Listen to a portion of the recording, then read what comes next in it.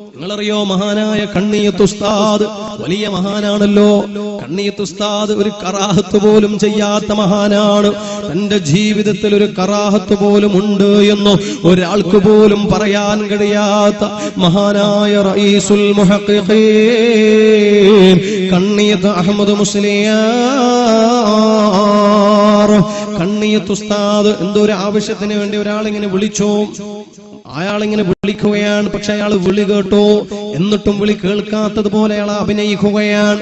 എത്ര തവണ വിളിച്ചിട്ടും അയാൾ വിളി കേൾക്കാത്തതുപോലെ നിൽക്കുകയാണ്.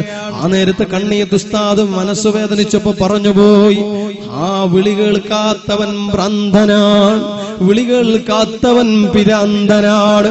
കണ്ണിയത്ത് ഉസ്താദിന്റെ നാവെന്ന് വീണ വാക്കാട് ഒരു ഹറാമ് പറയാത്ത കറാഹത്തിന്റെ വചനം പോലും ആ നാവിൽ നിന്ന് നിർഗളിക്കപ്പെട്ടിട്ടില്ല.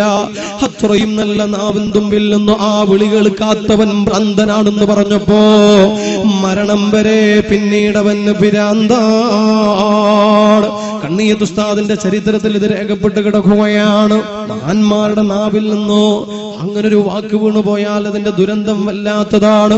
അതുപോലെ മഹാനായ ശൈഖുനാ ശംസുൽ ഉലമാ ഖദ്ദസല്ലാഹു സിർറഹുൽ അസീസ് ശംസുൽ ഉലമാ നമ്മുടെ തളിപ്പറമ്പിലുള്ള ഖുവ്വത്തുൽ ഇസ്ലാം അറബി കോളേജിലെ പ്രിൻസിപ്പൽ ആയിരുന്നല്ലോ. ആ കാലത്ത് തളിപ്പറമ്പിൽ ബസ് ഇറങ്ങിയിട്ടോ മഹാനായ ശംസുൽ ഉലമാ തളിപ്പറമ്പ് ഖുവ്വത്തുൽ ഇസ്ലാം അറബി കോളേജിൽ നടന്നിട്ട് വരും. ആ നടന്നിട്ട് വരുമ്പോ ശംസുൽ ഉലമ എങ്ങനെയാ വരിക എന്നറിയോ? ഈ തട്ടെടുത്തിട്ട് ഇങ്ങനെ ഇടും, അമ്മായിമാരിടുന്നത് പോലെ ഇങ്ങനെ ഇടും. എന്തിനാ? അപ്പുറപ്പുറൊന്നും കാണാതെ മറ്റു കാര്യങ്ങളിലൊന്നും ശ്രദ്ധിക്കാതെ തല താഴ്ത്തിയിട്ടിട്ട് ഇങ്ങനെ മെല്ലെ നടന്നു വരും. ഈ രീതിയിൽ പലപ്പോഴും നടന്നു വരുമ്പോ ആ കടയുടെ മുന്നിലുള്ള ഒരു മനുഷ്യനോ അയാൾ എപ്പോഴും കളിയാക്കി പറയും, ദാ അമ്മായി പോന്നാ, അതാ അമ്മായി പോന്നാന്ന്. ആരെയാ പറയണത്? മഹാനായ ശൈഖുനാ ശംസുൽ ഉലമാ ഖദ്ദസല്ലാഹു സിർറഹുൽ അസീസ് ശംസുൽ ഉലമയെ കുറിച്ചാ പറയണത്. അതാ അമ്മായി പോന്നാ. നിങ്ങളെ പിന്നെന്താ സംഭവിച്ചതോ? മാസങ്ങൾ അങ്ങ് കഴിഞ്ഞപ്പോ ആ മനുഷ്യന്റെ കവിളത്ത് വ്രണം വരികയും അത് ക്യാൻസർ ആണെന്ന് പറയപ്പെടുന്നു. ഒടുക്കം ആ കവിളത്ത് വലിയ ദ്വാരമുണ്ടാവുകയും പുറത്ത് കാണുന്നവർക്ക് വലിയ വികൃതമായി തോന്നുന്ന വല്ലാത്തൊരു ദ്വാരമുണ്ടായപ്പോ ആ മനുഷ്യൻ തുണി കൊണ്ട് തന്റെ തല മറക്കുന്നു. പിന്നീട് മരണം വരെ അയാള് വീട്ടിൽ നിന്ന് പുറത്തിറങ്ങിയത് ഇതാ അമ്മായിമാര് തട്ടമിടുന്നത് പോലെ തട്ടം കൊണ്ട് മുഖം മറച്ചിട്ടാണ് ആ മനുഷ്യന് പുറത്തിറങ്ങേണ്ടി വന്നതെങ്കിലോ എന്താ ഈ സംഭവങ്ങൾ വിളിച്ചു പറയുന്നത്? മഹാന്മാരായ മനുഷ്യന്മാര് അവരോട് അദബുകേടുള്ള വർത്തമാനം പറഞ്ഞാൽ അതിന്റെ ദുരന്ത ഫലം അനുഭവിക്കേണ്ടി വരുമെന്നാണ് നമ്മളെ പഠിപ്പിച്ച ഉസ്താദുമാർ, പഠിപ്പിച്ച അധ്യാപകന്മാർ. അവരെ കുറിച്ചൊന്നും മോശമായൊരു വാക്ക് പറയല്ല.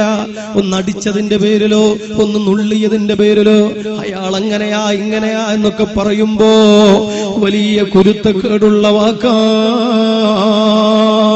ചില ആളുകൾ പറയും, ഏതെങ്കിലും ഒരു ഉസ്താദ് എന്തെങ്കിലും ഒരു തെറ്റ് ചെയ്തു കഴിഞ്ഞാൽ എല്ലാവരും നല്ലവരാണെന്ന അഭിപ്രായമൊന്നും ആർക്കില്ലല്ലോ. എന്നാൽ ഏതെങ്കിലും ഒരു ഉസ്താദ് എന്തെങ്കിലും ഒരു തെറ്റ് ചെയ്തു കഴിഞ്ഞാൽ മിക്ക ആളുകളും പറയുന്ന ഒരു വാക്കുണ്ട്, എല്ലാ ഉസ്താദുമാരും കണക്കന്നെ എന്നോ, എല്ലാ ഉസ്താദുമാരും കണക്കന്നെ എന്നോ. പെങ്ങളെ സഹോദരാ ചോദിക്കട്ടെ, എല്ലാ ഉസ്താദുമാരും കണക്കന്നെ എന്ന് പറഞ്ഞാൽ ആ ഉസ്താദുമാരിൽ ആരൊക്കെ പെടുമെന്നറിയോ? ആ ഉസ്താദിനെ പഠിപ്പിച്ചൊരു ഉസ്താദില്ലേ, ആ ഉസ്താദിന്റെ ഉസ്താദുമാരില്ലേ, ആ ഉസ്താദുമാരിൽ പെട്ടവരല്ലേ മഹാനായ ശംസുൽ ഉലമാ. ആ ശംസുൽ ഉലമാന്റെ ഉസ്താദ് കണ്ണിയത്ത് ഉസ്താദ്, ആ കണ്ണിയത്ത് ഉസ്താദിന്റെ ഉസ്താദ് കുതുബി ഉസ്താദ്. അങ്ങനെ പോയി മഹാന്മാരായ നക്ഷത്രതുല്യരായ സ്വഹാബികളോ ഇനി അവരുടെയും ഉസ്താദോ,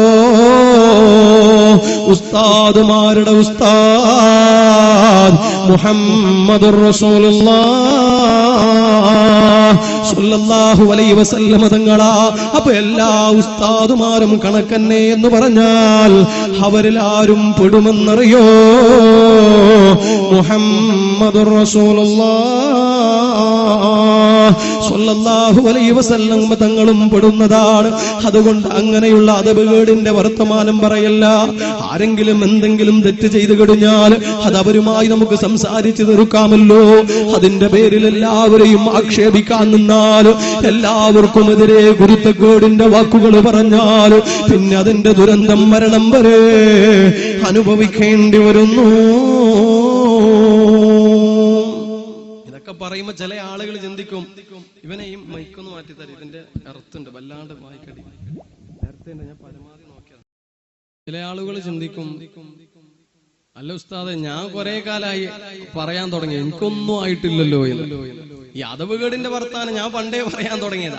ആ ഉസ്താദിനെ കുറിച്ച്, ഈ ഉസ്താദിനെ കുറിച്ച്, അയാളെ കുറിച്ച്, ഇയാളെ കുറിച്ച്, പല മുഅ്മിനീങ്ങളെ കുറിച്ച് ഞാൻ പറയുന്നുണ്ട്, എന്നിട്ട് എനിക്കൊന്നും ആയിട്ടില്ലല്ലോ എന്ന്.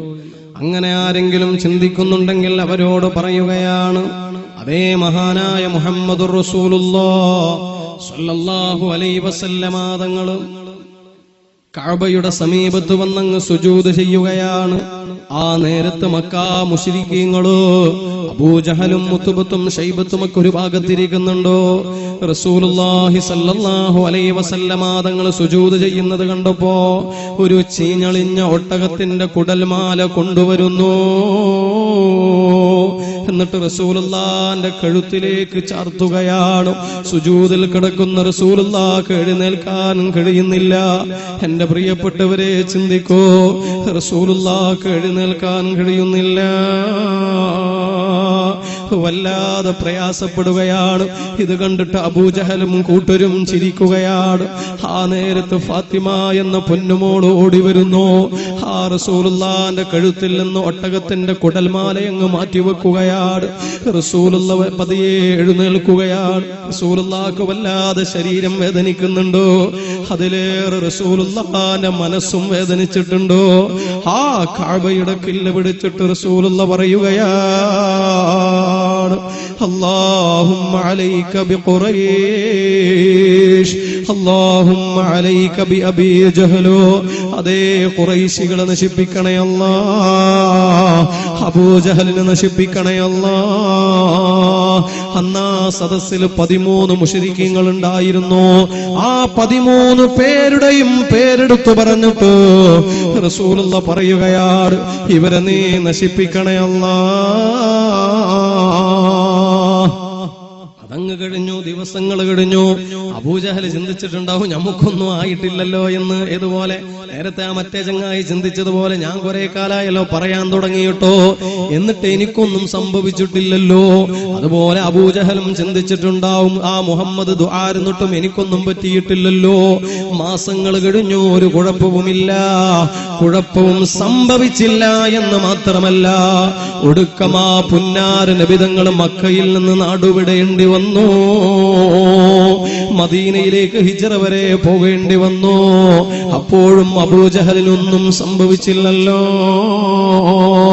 പിന്നീട് ആ വർഷങ്ങൾക്ക് ശേഷമാണ് ബദർ യുദ്ധം നടക്കുന്നത്. ആ ബദർ യുദ്ധം നടന്ന ബദർ രണാകളത്തിലോ, ആ ബദർ യുദ്ധശേഷം 3 ദിവസം കഴിഞ്ഞിട്ട് ആ ബദർ യുദ്ധത്തിൽ ആരൊക്കെയാ ചത്തതെന്നും ആരൊക്കെയാ ഷഹീദായതെന്നും അറിയാൻ മഹാനായ പ്രവാചകനും സ്വഹാബികളും കടന്നു വരുമ്പോ അതാ കിടക്കുന്നു അബൂജഹല്, അതാ കിടക്കുന്നു ഉത്ബത്ത്, അതാ കിടക്കുന്നു ശൈബത്ത് തുടങ്ങിയ 13 പേരും അങ്ങനെ കിടക്കുകയാണ്. വർഷങ്ങൾക്ക് മുമ്പ് റസൂലുള്ളാഹി ദുആ ചെയ്തില്ലേ, ഈ 13 പേരെയും നീ നശിപ്പിക്കണമെന്ന്. ആ 13 പേരും അവിടെ ചത്ത് കിടക്കുന്നു. ആ 13 പേരുടെയും ശവമെടുത്തിട്ടോ ആ ബദറിലെ പൊട്ടക്കിണറ്റിലേക്ക് വലിച്ചെറിയുകയാ. റസൂലുള്ളാഹി ചോദിക്കുകയാ, ഇപ്പൊ എന്തായി അബൂജഹലേ? എന്റെ പ്രിയരെ, മനസ്സിലാക്കേണ്ടത് എന്താണ്? ഗുരുത്തക്കേടും പൊരുത്തക്കേടും അദബുകേടും അതിന്റെ ദുരന്ത ഫലങ്ങളോ ഇന്നല്ലെങ്കിൽ നാളെ നമ്മെ പിടികൂടുക തന്നെ ചെയ്യുന്നതാണ്. അദബുകേടിന്റെ ദുരന്ത ഫലം വളരെ ദയനീയമാണ്. ഈ അബൂജഹലിന്റെ ചരിത്രം തന്നെ നോക്കൂ. ആരാ അബൂജഹൽ? വലിയ വില്ലാളി വീരനാണ്. എത്രത്തോളം റസൂലുള്ളാഹി ഇസ്ലാമിന്റെ പ്രബോധനത്തിന്റെ തുടക്ക സമയത്ത് ദുആ ചെയ്തത് എന്താണ്? രണ്ടാലൊരു ഉമറിന് തരണേ അല്ലാഹ്.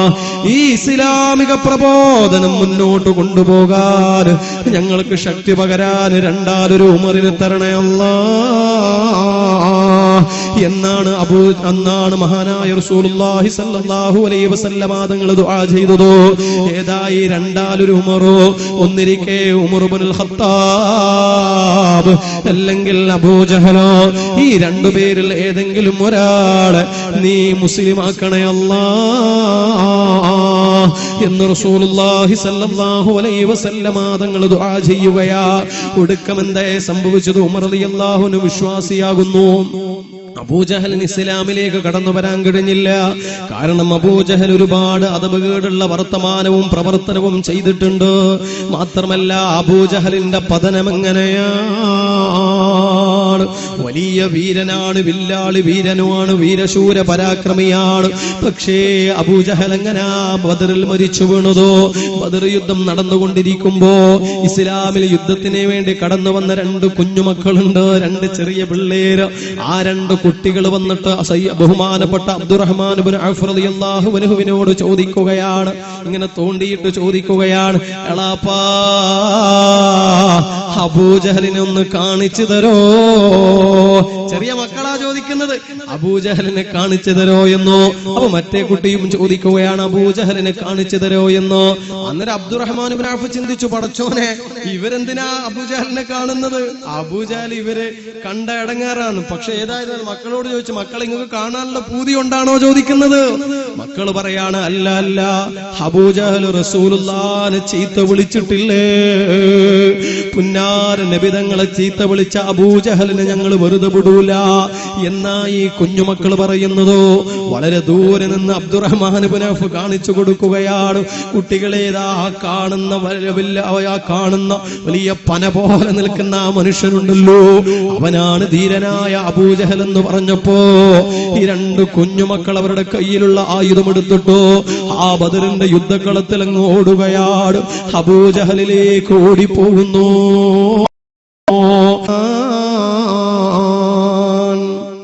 ബക്കറ്റ് വരുന്നുണ്ട്, ഇൻഷാ അല്ലാഹ് അകമഴിഞ്ഞ് സഹായിക്കുക. അല്ലാഹു നമ്മുടെ സ്വതക്കകളൊക്കെ സ്വീകരിക്കുമാറാകട്ടെ. അപ്പൊ എല്ലാവരോടും മതവും ആദരവും പാലിക്കാൻ വേണ്ടി നമുക്ക് കഴിയും. പ്രത്യേകിച്ച് നമ്മുടെ ഉസ്താദുമാർ, ആ ഉസ്താദുമാരോടുള്ള അദബാണ് നമ്മെ ഉയരങ്ങളിൽ എത്തിക്കുന്നത്.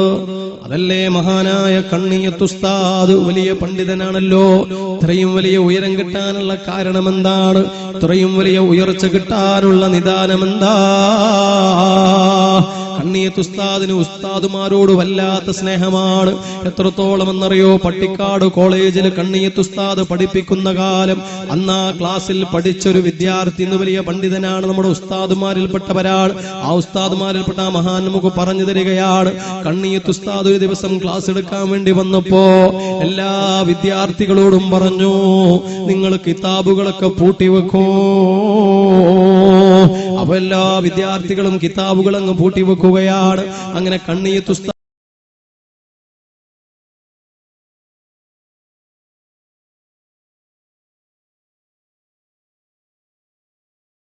പറയുന്നു, മക്കളെ എനിക്ക് ഖുർആൻ ആദ്യം പഠിപ്പിച്ചു തന്നതാരാണെന്നറിയോ? എന്റെ വീടിന്റെ പരിസരത്തുള്ള അയൽപക്കത്തുള്ള ഒരു മൊല്ലാച്ചിയാണ്. കണ്ണിയത്ത് ഉസ്താദിന്റെ പദാണ് മൊല്ലാച്ചി എന്നോ. അഥവാ അയൽപക്കത്തുള്ള ഒരു പെണ്ണാണ്, ഒരു ഉമ്മാമയാണോ എനിക്ക് ആദ്യമായി ബിസ്മി പഠിപ്പിച്ചു തന്നതോ, എനിക്ക് ഖുർആൻ ഓതാൻ പഠിപ്പിച്ചു തന്നതോ. ആ ഉമ്മാമ മരിച്ചിട്ട് ഒരുപാട് കാലങ്ങളായി. അതുകൊണ്ട് എന്റെ ആദ്യത്തെ ഉസ്താദായ ആ ഉമ്മാമാക്ക് വേണ്ടി നമുക്കൊന്ന് ദുആ ചെയ്യാം എന്ന് പറഞ്ഞിട്ട് അവിടുന്ന് ഫാത്തിഹ വിളിക്കുകയാണ്. അന്നെല്ലാ വിദ്യാർത്ഥികളും, നൂറുകണക്കിന് വരുന്ന വിദ്യാർത്ഥികൾ എല്ലാവരും ഒരുമിച്ച് യാസീൻ ഓതുകയാണ്. ശേഷം കണ്ണിയത്ത് ഉസ്താദ് കരഞ്ഞോട് ദുആ ചെയ്യുകയാണ്, യാ വദൂദ് യാ വദൂദ് യാ വദൂദ്. എനിക്ക് ആദ്യം ഖുർആൻ പഠിപ്പിച്ചു തന്ന ആ എന്റെ അയൽപക്കത്തുള്ള ഉമ്മാമയെ നീ അനുഗ്രഹിക്കണേ അല്ലാഹ് എന്ന് പറഞ്ഞു മഹാനായ കണ്ണിയത്ത് ഉസ്താദ് ദുആ ചെയ്യുകയാണ്. മണിക്കൂറുകളോളം ആ ക്ലാസിന്റെ സമയം മുഴുവനും ആ ഉമ്മാമാക്ക് വേണ്ടിയുള്ള പ്രാർത്ഥനയാണ്. അന്ന് അന്ന് ക്ലാസ് കഴിഞ്ഞിട്ട് തിരിച്ചു വരുമ്പോ ആ വിദ്യാർത്ഥികളെല്ലാവരും പരസ്പരം പറയുന്നുണ്ടോ, ഇന്നത്തെ ക്ലാസ് ഉമ്മാമാക്കാ മുതലായത് എന്നോ, ഇന്നത്തെ ക്ലാസ് ആ ഉമ്മാമ എന്ന ഉസ്താദിനാ മുതലായത് എന്നോ.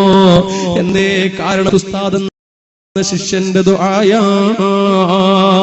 അതേ, ആദ്യം എനിക്ക് ഖുർആൻ പഠിപ്പിച്ചു തന്ന ഉമ്മാമയെ പോലും ഓർക്കുകയും അവർക്ക് വേണ്ടി ദുആ ചെയ്യുകയും ചെയ്യുന്ന ശിഷ്യനാണ് മഹാനായ ശൈഖുനാ കണ്ണിയത്ത് ഉസ്താദ്. അത് തന്നെയാണ് അവരുടെ ജീവിതത്തിലെ ഉയർച്ചയുടെയും കാരണം. അതുപോലെ ശംസുൽ ഉലമ, ഇന്ന് കേരളത്തിലെ ഏറ്റവും വലിയൊരു പണ്ഡിതന്റെ പേര് പറയാൻ പറഞ്ഞാൽ നമ്മുടെ നാവിന്റെ തുമ്പിലേക്ക് വരുന്ന നാമം ശംസുൽ ഉലമയുടെ നാമമാണ്. എന്നാൽ ആ ശംസുൽ ഉലമയുടെ ഉയർച്ചയുടെയും കാരണം ശംസുൽ ഉലമ തന്നെ പലപ്പോഴും തന്റെ ശിഷ്യന്മാരോട് പറഞ്ഞിട്ടുണ്ട്, എനിക്ക് ഇത്രമാത്രം ഉയർച്ചയും വളർച്ചയും ഉണ്ടാവാനുള്ള കാരണം എന്റെ ഉസ്താദുമാരുടെ പൊരുത്തമാണ്. ഞാനൊരു ഉസ്താദിനെയും ഉറപ്പിച്ചിട്ടില്ല, ഞാനൊരു ഉസ്താദിനെയും കോടതി കയറ്റിയിട്ടില്ല, ഞാനൊരു ഉസ്താദിനെയും ചീത്ത വിളിച്ചിട്ടില്ല, ഞാനൊരു ഉസ്താദിനെതിരെയും സംഘടനയുണ്ടാക്കിയിട്ടില്ല, ഞാനൊരു ഉസ്താദിനെതിരെയും ആക്ഷേപർഹമായ ഒരു വാക്കും പറഞ്ഞിട്ടില്ല. ആ ശംസുൽ ഉലമയുടെ ചരിത്രത്തിൽ കാണാമല്ലോ, ആ ബാഖിയാത്ത് സ്വാലിഹാത്ത് അറബിക് കോളേജ് ബാഖവി ബിരുദം കൊടുക്കുന്ന കോളേജാണ്. ആ കോളേജിൽ പഠിക്കുമ്പോ ഒരുപാട് പ്രഗത്ഭരായ ഉസ്താദുമാരുണ്ടോ. അവരിൽപ്പെട്ട ഒരു ഉസ്താദ് നല്ല പണ്ഡിതനാണ്, പക്ഷെ വാക്സാമർത്ഥ്യം അങ്ങനെ കാര്യമായിട്ടില്ല. ഒരു സ്റ്റേജിൽ നിന്ന് പ്രസംഗിക്കാൻ ഒരു പെട്ടെന്നുള്ള ചോദ്യത്തിനോ വളരെ സരളമായി മറുപടി പറയാനുള്ള വാക്സാമർത്ഥ്യം വലിയ കുറവുള്ള ആളാണ്. അതുകൊണ്ട് തന്നെ ക്ലാസ്സിലിരുന്ന് ക്ലാസ് എടുത്തുകൊണ്ടിരിക്കുമ്പോ ചില വിദ്യാർത്ഥികളൊക്കെ ഉസ്താദിന് ഉത്തരം മുട്ടിക്കാൻ ചില ചോദ്യങ്ങൾ ചോദിക്കുമത്രേ. ആ നേരത്തെ ഉസ്താദിന് പെട്ടെന്ന് മറുപടി പറയാൻ കഴിയാതെ വിഷമിക്കും. അങ്ങനെ ഒരു നാൾ മറുപടി പറയാൻ കഴിയാതെ പ്രയാസപ്പെടുമ്പോ വിദ്യാർത്ഥിയായ ശംസുൽ ഉലമ എഴുന്നേറ്റ് നിന്ന് ചോദിക്കുകയാണ്, ഉസ്താദേ, നിങ്ങൾ സമ്മതം തരികയാണെങ്കിലോ ഇനി അങ്ങോട്ട് വിദ്യാർത്ഥികളുടെ ചോദ്യത്തിന് ഞാൻ മറുപടി പറയട്ടെ. എന്നാ ഉസ്താദിനോട് സമ്മതം ചോദിക്കുകയും പിന്നീട് അങ്ങോട്ട് ആ ഉസ്താദിന്റെ ക്ലാസ്സിൽ ചോദ്യങ്ങൾ കടന്നു വരുമ്പോ അതിന് മറുപടി പറയുന്നതാരാ? അതേ ക്ലാസ്സിലുള്ള വിദ്യാർത്ഥിയായ ശൈഖുനാ ശംസുൽ ഉലമ. ശംസുൽ ഉലമയാണ്. അങ്ങനെ നാളുകൾക്ക് ശേഷം ഒരു ദിവസം ആ ബാഖിയാത്ത് സാലിഹാത്തിലെ ഉസ്താദ്, ആ ഹസ്രത്ത് ഉസ്താദ് ശംസുൽ ഉലമ എന്ന വിദ്യാർത്ഥിയെ റൂമിലേക്ക് വിളിപ്പിക്കുകയാണ്. അങ്ങനെ റൂമിലേക്ക് ആ ശംസുൽ ഉലമ എന്ന വിദ്യാർത്ഥി കടന്നു വന്നപ്പോ ആ ബഹുമാനപ്പെട്ട ഉസ്താദ് അവர்கள் തന്റെ വലത്തെ കൈയെടുത്തിട്ട് ആ ശംസുൽ ഉലമയുടെ തലയിൽ വെച്ചിട്ട് പറയുകയാണ്, മോനെ, അല്ലാഹു നിന്നെ അനുഗ്രഹിക്കുമെന്നോ, മോനെ, അല്ലാഹു നിന്നെ അനുഗ്രഹിക്കുമെന്നോ. ഒരു വിദ്യാർത്ഥിക്ക് കിട്ടുന്ന ഏറ്റവും വലിയ അവാർഡ്, ഒരു വിദ്യാർത്ഥിക്ക് കിട്ടുന്ന ഏറ്റവും വലിയ അഭിമാനകരമായ സംഭവമാണ് ഒരു ഉസ്താദിന്റെ അനുഗ്രഹമെങ്കിലോ ആ അനുഗ്രഹം വാങ്ങിയവരാ മഹാനായ ശംസുൽ ഉലമ. അപ്പൊ നമ്മുടെ വളർച്ച അത് ആത്മീയമായ ഭൗതികമായ ഏത് വളർച്ചയാണെങ്കിലും അതിന്റെ നിദാനം ഉസ്താദുമാരുള്ള ബഹുമാനവും അദബുമാണെന്ന് മനസ്സിലാക്കിക്കോ. ഇമാം ഷാഫി റളിയല്ലാഹുവിന്റെ ചരിത്രം പറയുന്നുണ്ടല്ലോ. ഇമാം ഷാഫി റളിയല്ലാഹുവിന് ഒരു അമുസ്ലിമായ മനുഷ്യനെ കാണുമ്പോ എപ്പോഴും എഴുന്നേറ്റ് നിൽക്കുമായിരുന്നു. അപ്പോ ഇമാം ഷാഫി റളിയല്ലാഹുവിനോട് കൂടെയുള്ളവർ ചോദിച്ചു, അല്ലയോ ഇമാം, അങ്ങെന്തിനാണ് ഈ അമുസ്ലിമിനെ കാണുമ്പോൾ എഴുന്നേറ്റ് നിൽക്കുന്നത് എന്നോ? അന്നേരം പറയുകയാണ്, ഈ അമുസ്ലിം എനിക്കൊരു വിവരം പറഞ്ഞു തന്നിട്ടുണ്ടോ, ഇവനെനിക്കൊരു വിജ്ഞാനം പറഞ്ഞു തന്നിട്ടുണ്ടോ, അതുകൊണ്ടാ ഞാൻ എഴുന്നേറ്റ് ആദരിക്കുന്നത് എന്നോ. അതേ, നായക്ക് പ്രായപൂർത്തിയാകുന്നത് എപ്പോഴാണ് എന്നെന്റെ ഒരു മനസ്സിലുള്ള സംശയമാണ്. ആ സംശയം എനിക്ക് തീർത്തു തന്നത് ഈ അമുസ്ലിമായ മനുഷ്യന്. അതുകൊണ്ട് അയാൾ ആ വിഷയത്തിൽ എന്റെ ഉസ്താദാണ്. ഉസ്താദുമാരെ ആദരിക്കലും അവരോട് അദബ് പുലർത്തലും എന്റെ പാരമ്പര്യമാ. അതുകൊണ്ടാണ് ആ മനുഷ്യനെ കാണുമ്പോ ഞാൻ എഴുന്നേറ്റ് നിൽക്കുന്നത് എന്നോ മഹാനായ ഇമാമുന ഷാഫി റളിയല്ലാഹു അൻഹു പറയുകയാ. അതുകൊണ്ട് പ്രിയവരെ, എല്ലാവരോടും അതബോ. മഹാന്മാരായ നമ്മുടെ തങ്ങന്മാരുണ്ടല്ലോ, നമ്മുടെ കേരളത്തിന് അനുഗ്രഹമായി ലഭ്യമായ നമ്മുടെ സയ്യിദന്മാര്, പ്രവാചകന്റെ പരമ്പരയിൽപ്പെട്ടവരോ, പ്രവാചകന്റെ പേരമക്കളോ, ആ മഹാന്മാരായ തങ്ങന്മാരെ ആദരിക്കണ്ടേ. നേരത്തെ ഉദ്ഘാടക ഭാഷണത്തിൽ പറഞ്ഞുവല്ലോ, ഇന്ന് ആദരവും മതമൊക്കെ നഷ്ടപ്പെട്ടുകൊണ്ടിരിക്കുകയാണെന്നോ. തങ്ങന്മാരോട് ബഹുമാനമില്ല, ഉസ്താദുമാരോട് ബഹുമാനമില്ല. എന്ത് തങ്ങള്, എന്ത് സയ്യിദ് എന്ന് പറഞ്ഞ് പുച്ഛിച്ച് തള്ളുകയാണ്. അങ്ങനെയുള്ളവർ കേട്ടോ, ആലിമീങ്ങളായ ആലിമീങ്ങൾ മുഴുവനും, ഔലിയാക്കളായ ഔലിയാക്കൾ മുഴുവനും തങ്ങന്മാരെ ബഹുമാനിച്ചവരാണ്. മഹാനായ ശംസുൽ ഉലമാ, ആ ശംസുൽ ഉലമയുടെ ഭാര്യ മരിച്ചപ്പോ മയ്യത്ത് നിസ്കരിച്ചൂടെ എന്ന് ചോദിച്ചപ്പോ ശംസുൽ ഉലമ പറയുകയാണ്, പാണക്കാട് സയ്യിദ് മുഹമ്മദ് അലി ശിഹാബ് തങ്ങൾ വരട്ടെ, വാ തങ്ങള് മയ്യത്ത് നിസ്കാരത്തിന് ഇമാമ് നിൽക്കട്ടെ എന്നാണ്. ആ തങ്ങൾക്ക് വേണ്ടി കാത്തു നിന്നവരാണ് മഹാനായ ശൈഖുനാ ശംസുൽ ഉലമാ ഖദ്ദസല്ലാഹു സിറഹുൽ അസീസ്. അവരൊക്കെ തങ്ങന്മാരെ അത്രമേൽ ആദരിക്കുകയും ബഹുമാനിക്കുകയും ചെയ്തവരാണ്. കാളമ്പാടി ഉസ്താദിന്റെ ജീവിതത്തിൽ ഒരു സംഭവമുണ്ടോ? നമ്മൾ കഥ അന്വേഷിച്ച് ദൂരെയൊന്നും പോകേണ്ടതില്ല, നമ്മുടെ കണ്ണുകൊണ്ട് കണ്ട മഹാനാണ് ശൈഖുനാ റഈസുൽ ഉലമാ കാളമ്പാടി ഉസ്താദ്. പെങ്ങളെ, ശ്രദ്ധ മാറില്ല, ഈ വാക്കുകളൊന്ന് കൃത്യമായി കേട്ടോ. അതെ, കാളമ്പാടി ഉസ്താദ് പട്ടിക്കാട് ജാമിയ നൂരിയ അറബി കോളേജിൽ പഠിപ്പിക്കുന്ന കാലമാണ്. അന്ന് റമദാനിന്റെ ലീവ് കഴിഞ്ഞ് കോളേജ് ആരംഭിച്ചു. കോളേജ് ആരംഭിച്ചിട്ടാകെ 1-2 ആഴ്ചയേ ആയിട്ടുള്ളൂ. അതിനിടയിൽ എല്ലാ വിദ്യാർത്ഥികളും കോളേജിലേക്ക് വന്നു. ഏകദേശം 100 വരുന്ന വിദ്യാർത്ഥികൾ ഫൈസി ബിരുദമെടുക്കാൻ വേണ്ടി വന്നവരാണ്. നമ്മുടെ ലത്തീഫ് ഫൈസി ഉസ്താദുകളൊക്കെ അവരിന്ന് പഠിച്ചവരാണല്ലോ. ഫൈസി ബിരുദമെടുക്കാൻ വേണ്ടി വന്നവരാ. 100 പുതിയ വിദ്യാർത്ഥികളുണ്ടോ. അതുപോലെ മുൻകഴിഞ്ഞ കൊല്ലങ്ങളിലുള്ള സീനിയറായ വിദ്യാർത്ഥികളുമുണ്ടോ. കോളേജ് തുടങ്ങിയിട്ടാകെ 1-2 ആഴ്ചയേ ആകുന്നുള്ളൂ. അപ്പോഴേക്കും ക്യാൻറ്റീനിൽ ഭക്ഷണം കഴിച്ചുകൊണ്ടിരിക്കുമ്പോ ഭക്ഷണം എന്തോ എത്ര പോരാ എന്നിട്ടോ ഭക്ഷണത്തിൽ എന്തോ ഒരു കുഴപ്പമുള്ളത് കൊണ്ട് സീനിയർ വിദ്യാർത്ഥികളെല്ലാം ഒച്ചപ്പാടും ബഹളവുമാക്കാൻ തുടങ്ങി. ഇത് കേട്ടപ്പോ കാളമ്പാടി ഉസ്താദിന് ദേഷ്യം പിടിച്ചു. കാളമ്പാടി ഉസ്താദ് തന്റെ റൂമിൽ നിന്ന് ഇറങ്ങി വരികയാണ്. എന്നിട്ട് ക്യാൻറ്റീനിൽ വന്ന് ചോദിക്കുകയാ, ആരടാ ശബ്ദമുണ്ടാക്കുന്നതോ, ആരടാ ഒച്ചപ്പാടും ബഹളവും ഉണ്ടാക്കുന്നതോ? കാളമ്പാടി ഉസ്താദിന് വല്ലാതെ ദേഷ്യം പിടിച്ചിട്ടുണ്ടോ? ആരടാ ശബ്ദമുണ്ടാക്കുന്നതെന്ന് ചോദിച്ചപ്പോ കുട്ടികളെല്ലാവരും മിണ്ടാതിരിക്കുകയാണ്. കാരണം എല്ലാവർക്കും ഒരുപോലെ പേടിയാണ്. കാളമ്പാടി ഉസ്താദിന് പേടിയാണ്, വലിയ ഗംഭീര്യതയാണ്, വലിയ ആർജവമാ, തന്റെ ഇടമാണ്. പക്ഷേ ദേഷ്യത്തോടെ കാളമ്പാടി ഉസ്താദ് ചോദിച്ചു, ആരടാ ഇവിടെ ശബ്ദമുണ്ടാക്കിയത് എന്നോ. ആ നേരത്തെ ക്യാൻറ്റീനിൽ ഭക്ഷണം പാകം ചെയ്യുന്ന ഒരാളുണ്ടോ. അയാൾ പറഞ്ഞു, ഉസ്താദ് ഇതാ ആ ഭാഗത്തുള്ള കുട്ടികളാ ശബ്ദമുണ്ടാക്കിയത് എന്നോ. പക്ഷേ സത്യത്തിൽ ആ ഭാഗത്തുള്ള കുട്ടികളൊന്നുമല്ല, ശബ്ദമുണ്ടാക്കിയത് ഈ ഭാഗത്തുള്ള സീനിയർ വിദ്യാർത്ഥികളാണ്. പക്ഷേ പാചകക്കാരൻ അറിയാതെ തെറ്റിപ്പറഞ്ഞു പോയതാണ്. ആ ഭാഗത്തുള്ളവരാ ശബ്ദമുണ്ടാക്കിയത് എന്നോ. ആ ഭാഗത്ത് ആരാ ഉള്ളതോ? 9 വിദ്യാർത്ഥികളുണ്ടോ. ഈ 9 പേരും പുതിയ വിദ്യാർത്ഥികളാണ്. 9 പേരും പുതിയ വിദ്യാർത്ഥികളാണ്. അവർ വന്നിട്ടാകെ 1-2 ആഴ്ചയല്ലേ ആയിട്ടുള്ളൂ. അവർക്ക് വല്ലാതെ പേടിയായി. കാളമ്പാടി ഉസ്താദ് പറയാണ്, ഈ 9 പേരോടും റൂമിലേക്ക് വരാൻ. ഈ 9 പേരും പേടിച്ചു വിറക്കുകയാ. ഈ 9 പേരിൽ ഒരാൾ ആരാണെന്നറിയോ? മഹാനായ പാണക്കാട്ട തങ്ങളെ കുട്ടിയാ. പാണക്കാട്ട കുട്ടിയാ ഷഹീർ അലി ശിഹാബ് തങ്ങളാ. ഫൈസി ബിരുദമെടുക്കാൻ വേണ്ടി വന്നതാണ് ആ വിദ്യാർത്ഥിയായ ആ തങ്ങളോ. പക്ഷേ 9 പേരോടും റൂമിലേക്ക് പോകാൻ പറഞ്ഞപ്പോ ഈ 9 പേരും പേടിച്ചു വിറച്ച് കാളമ്പാടി ഉസ്താദിന്റെ റൂമിലേക്ക് പോകുന്നു. ഉസ്താദ് വടിയെടുത്തിട്ട് 9 പേരെയും വരിവരിയായി നിർത്തിയിട്ട് ചോദ്യം ചെയ്യുകയാ. ഉസ്താദിന് വല്ലാതെ ദേഷ്യം പിടിച്ചിട്ടുണ്ടോ? അതുകൊണ്ട് ഓരോരുത്തരോടും ചോദ്യം ചെയ്യുമ്പോ എടാ എടാ എടാ എന്ന് വിളിച്ചിട്ടാ ചോദിക്കുന്നത്. കാളമ്പാടി ഉസ്താദിന് ഏറ്റവും ദേഷ്യം പിടിക്കുമ്പോ വിളിക്കുന്ന ചീത്തയാണ് എടാ എടാ എടാ എന്ന വാക്ക്. നമുക്കെല്ലാം ദേഷ്യം പിടിക്കും. നമ്മൾ എന്ത് ചീത്തയാ വിളിക്കുന്നത് നമുക്ക് പറയാൻ അറിയില്ല, ഏതാണെന്നറിയില്ല, അത്രമാത്രം ചീത്ത നമ്മൾ വിളിക്കുമെന്നാൽ കാളമ്പാടി ഉസ്താദിന് ദേഷ്യം പിടിച്ചപ്പോ എടാ എന്ന് വിളിച്ചിട്ട് ചോദ്യം ചെയ്യുകയാണ്.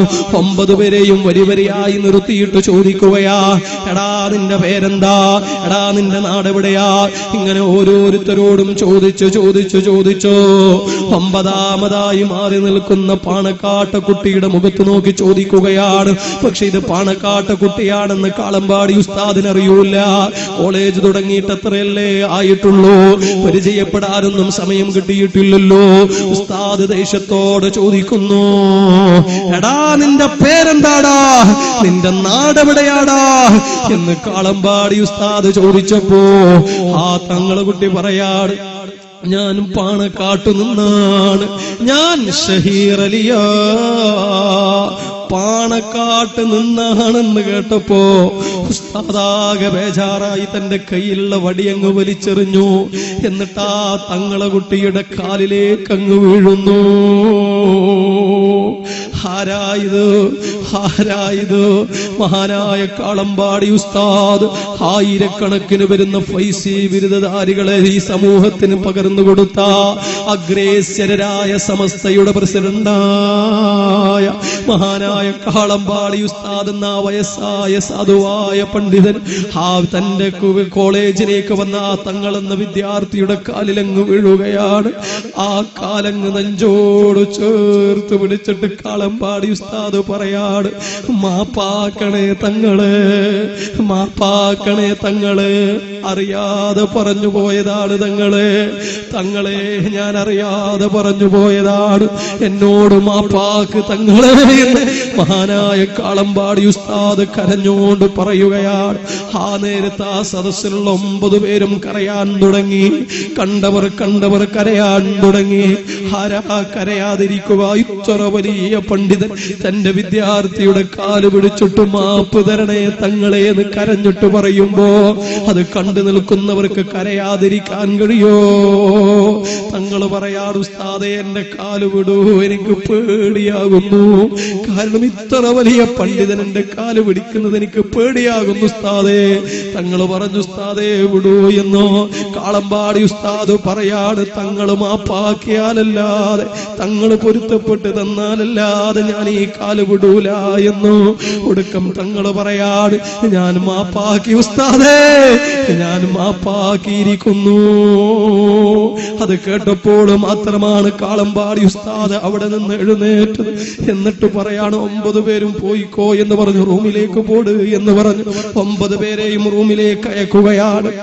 എന്റെ പ്രിയപ്പെട്ടവരെ ആലോചിക്കോ, എത്ര വലിയ പണ്ഡിതനാ കാളമ്പാടി ഉസ്താദ്. പക്ഷേ തങ്ങളായ ഒരു വിദ്യാർത്ഥിയുടെ മുഖത്ത് നോക്കിയടാന്ന് വിളിച്ചതിന്റെ പേരിൽ കാല് പിടിച്ചു മാപ്പ് ചോദിക്കുകയാണ്. എത്ര വലിയ സൂക്ഷ്മതയാണ്. അവർക്ക് പേടിയാണ്, പേടിയാണ്. തങ്ങന്മാരോട് അതബ് കേടുള്ളൊരു വാക്ക് പറഞ്ഞാൽ അത് വലിയ ദുരന്തമല്ലേ? അത് ആഖിറത്തിലെ സ്വർഗം പോലും നഷ്ടപ്പെടാൻ അത് കാരണമാകുമല്ലോ എന്ന പേടിയാണ് മഹാന്മാരായ ആ പണ്ഡിതന്മാർക്കുള്ളതെങ്കിലോ. എന്റെ പ്രിയപ്പെട്ടവരെ, ഈ കഥകൾ കേട്ടിട്ടോ ഇനി എന്തിനാ നമ്മൾ മടി കാണിക്കുന്നത്? ആദരിക്കേണ്ടവരെ ആദരിക്കോ, ബഹുമാനിക്കേണ്ടവരെ ബഹുമാനിക്കൂ, ആദരവോടെ പെരുമാറേണ്ടവരോട് അതേ ആദരവോടെ പെരുമാറാൻ വേണ്ടി നമുക്ക് കഴിയേണ്ടതാണ്. ഇന്ന മിൻ ജിലാലില്ലാഹ്, അല്ലാഹുവിനോടുള്ള ആദരവിൽപ്പെട്ടതാ ഇക്റാമദിശ്ശൈബത്തിൽ മുസ്ലിമീൻ, മുസ്ലിമായ വയസ്സായ വൃദ്ധരായ മനുഷ്യന്മാരുണ്ടല്ലോ, അവരെ ബഹുമാനിക്കൽ അല്ലാഹുവിനോടുള്ള ബഹുമാനത്തിൽപ്പെട്ടതാണ്. വഹാമിലുൽ ഖുർആൻ, ഖുർആൻ ഹാഫിളാക്കിയ ഖുർആൻ ഹിഫ്ളാക്കിയ ഹാഫിളീങ്ങളോ ഖുർആൻ പഠിച്ച പണ്ഡിതന്മാർ അവരെയും ആദരിക്കലും ബഹുമാനിക്കലും അവരോട് അദബ് കാണിക്കലും അത് അല്ലാഹുവിനോടുള്ള അദബാണ്. വഇക്റാമദിസ് സുൽത്താനിൽ മുഖ്സിതീ നീതിമാനായ ഭരണാധികാരിയെ ബഹുമാനിക്കലും അവരോട് അദബ് കാണിക്കലും അതും അല്ലാഹുവിനോടുള്ള അദബാ എന്ന് മഹാനായ മുഹമ്മദുർ റസൂലുള്ളാഹ് സ്വല്ലല്ലാഹു അലൈഹി വസല്ലമ തങ്ങൾ പറഞ്ഞു തരികയാ. അതുകൊണ്ട് എന്റെ പ്രിയപ്പെട്ടവരെ അദബിന്റെ എല്ലാ മാർഗങ്ങളും നമ്മൾ അവലംബിക്കേണ്ടതാണ്. അദബിലൂടെയുള്ള ജീവിതം. അസ്സലാത്തു അലൻ നബി